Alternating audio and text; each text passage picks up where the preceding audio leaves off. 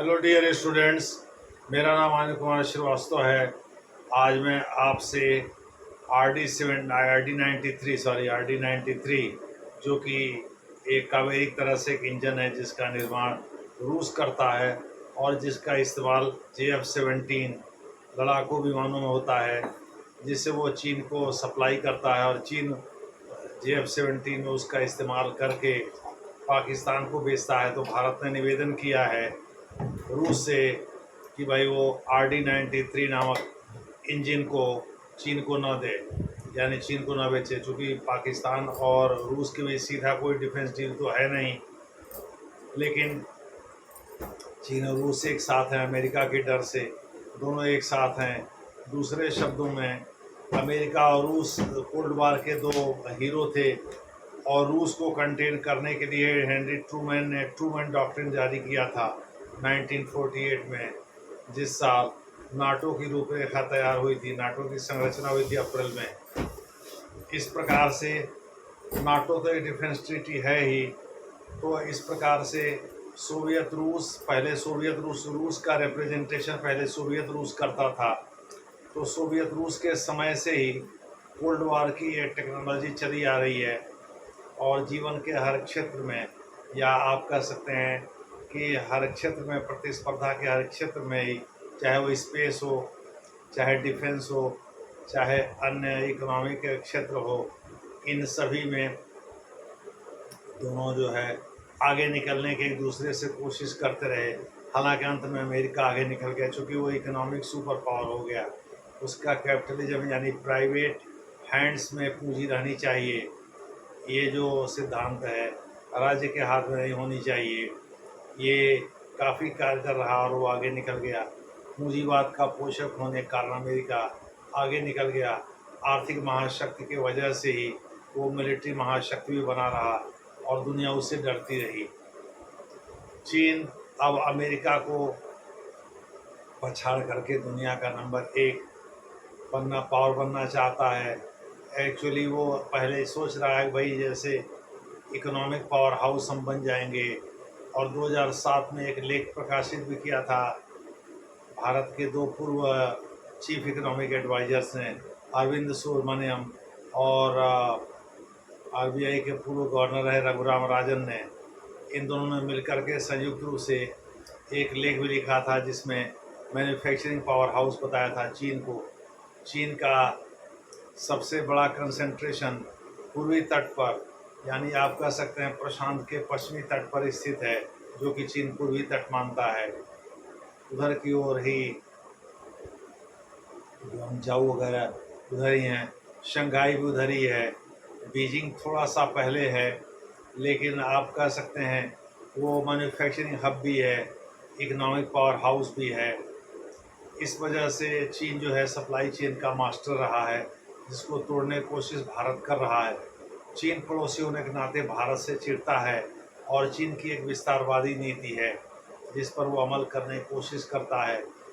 चीन के बॉर्डर पर 14 राज्य हैं, 14 में से 2-3 को छोड़ करके सबके साथ उसके खराबी संबंध, जैसे अजरबैजान से उसका संबंध अच्छा हो गया है। इसमें पाकिस्तान कैटलिस्ट की भूमिका निभा रहा है, कंबोडिया से उसके संबंध अच्छे हैं। इस प्रकार से कुछ देशों से संबंध अच्छे हैं चीन के, लेकिन ज़्यादातर देशों के साथ तो खराबी हैं।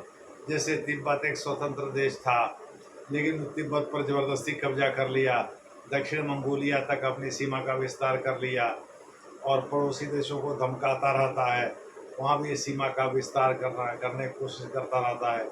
इसको वो इस्लामी स्लाइसिंग कहता है, यानी 2 कदम आगे 1 कदम पीछे, तभी तो 1 कदम गेंद कर ही लिए। दूसरे शब्दों में वो अपने पड़ोसी देशों को अपने शत्रु के रूप में देखता है और उल्टा पलटा काम करता रहता है। भारत के साथ भी उसका यही काम है, लेकिन डोकलाम के बाद जो है भारत से सीधे पंगा लेने में चीन डरता भी है, क्योंकि उसको डर ये लगता है कि भारत के पास डिफेंस इक्विपमेंट आजकल नए नए आ गए हैं। भारत ने कुछ का प्रदर्शन किया ही नहीं है, जैसे सूर्या मिसाइल का प्रदर्शन नहीं किया है, जैसे उसने काली 10,000 काली 20,000 का प्रदर्शन नहीं किया है, कहीं ऐसा ना हो ये वास्तविक इक्विपमेंट हो भारत के पास और भारत इनका इस्तेमाल करके हमारा भौकाल ही ख़त्म कर दे, जैसे अभी पाकिस्तान में HQ9 के साथ हुआ। दूसरे शब्दों में भारत ने HQ9 जो उसका एयर डिफेंस सिस्टम था उसको चौपट कर दिया। दरअसल उसने पहले डमी एयरक्राफ्ट भेजे जो कि राफेल जैसे देखने में लगते थे। उन्होंने टोले करके बता दिया कि भाई फलाने जगह से इनके एयर डिफेंस सिस्टम काम कर रहे हैं। फिर भारत ने दूसरे उपकरण का इस्तेमाल करके और पहले उनके एयर डिफेंस सिस्टम को नष्ट किया, फिर उसके बाद से पाकिस्तान पर हमला किया। यानी वार एक स्ट्रेटजी है। इसी स्ट्रेटजी के साथ जो है भारत ने हमला किया था, हमला बोला था, जिससे चीन के कई उपकरण जैसे PL-35 को भारत में गिरा दिया गया है। अब एक मलबा है, उस पर रिसर्च करने के लिए DRDO उसका मलबा ले जाएगा। अभी हालांकि शुरू नहीं किया है। विश्व के कई देश जैसे जापान है, जापान को ही लगता है भविष्य में चीन के साथ युद्ध हो सकता है। अमेरिका को ही लगता है, वो भी भारत से इस मलबे को मांग रहे हैं, PL-15E को, लेकिन भारत जो है नहीं दे रहा है। तो पाकिस्तान चीन से डिमांड कर रहा है, भाई JF-17 आप हमको दे दीजिए, इसके साथ साथ J-20 भी हमको दे दीजिए। दूसरे शब्दों में 5वीं पीढ़ी के लड़ाकू विमानों की भी मांग कर रहा है वो। J-35 देने का वादा तो कर ही दिया है चीन ने, जिसकी आपूर्ति सुन वो भी 5वीं पीढ़ी का लड़ाकू विमान है, J-35 भी। इस प्रकार से चीन जो है पाकिस्तान के कंधे पर बंदूक रख करके भारत के खिलाफ इस्तेमाल करने की कोशिश करता है। अभी वो बांग्लादेश को भी डोरे डाल रहा था, लेकिन बांग्लादेश को अपनी औकात पता है। जब से कल से हेमंत बिस्व शर्मा ने कहा है कि खुले बांग्लादेश में 2 चिकन नेक हैं, तब से बांग्लादेश खामोश है। नहीं तो पहले फजलुर रहमान जो कि मोहम्मद यूनुस खान के बहुत ही करीबी एडवाइज़र हैं और अन्य लोग उल्टा पलटा बोल रहे थे, वो सब शांत हो गए हैं।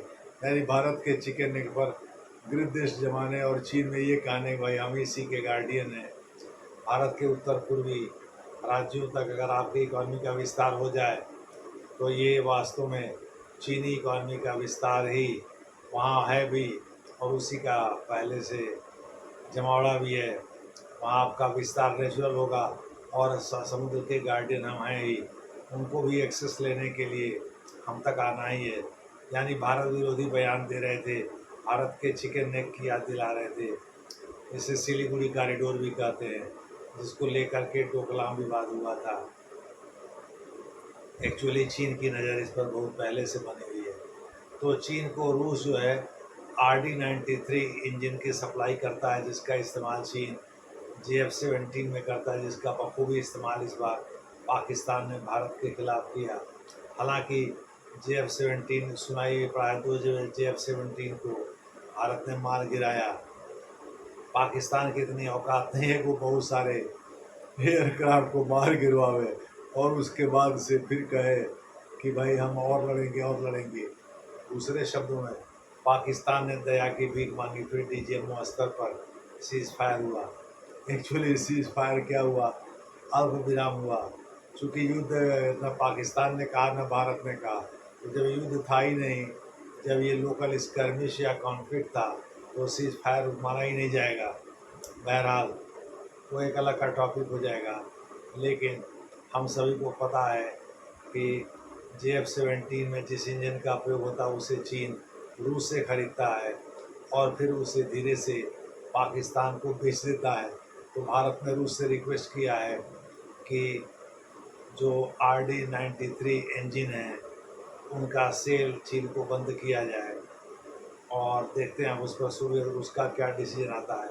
यही ने अजीत डोभाल साहब इस समय मॉस्को में ही हैं, 29 तक रहेंगे, और उन्होंने ये बात कहा जा रहा है कि S-400 या S-500 पर वो बात करेंगे, जो कि मिसाइल डिफेंस सिस्टम है रूस का और अत्याधुनिक माना जाता है।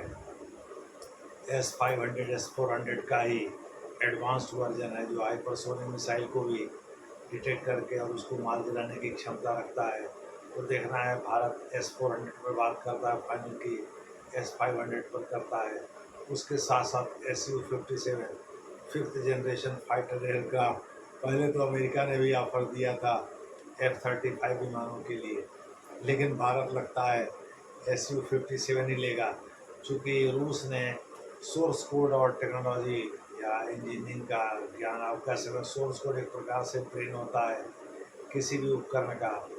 उसके बाद भारत अपने हिसाब से उसमें अपने मिसाइल सिस्टम को फिट कर सकेगा या अपने और भी उपकरण फिट कर सकेगा। इस प्रकार से रूस जो है सोर्स कोड देने पर एग्री हो गया है। राफेल पर इसी की बात चल रही थी, जिससे फ्रांस ने इनकार कर दिया था।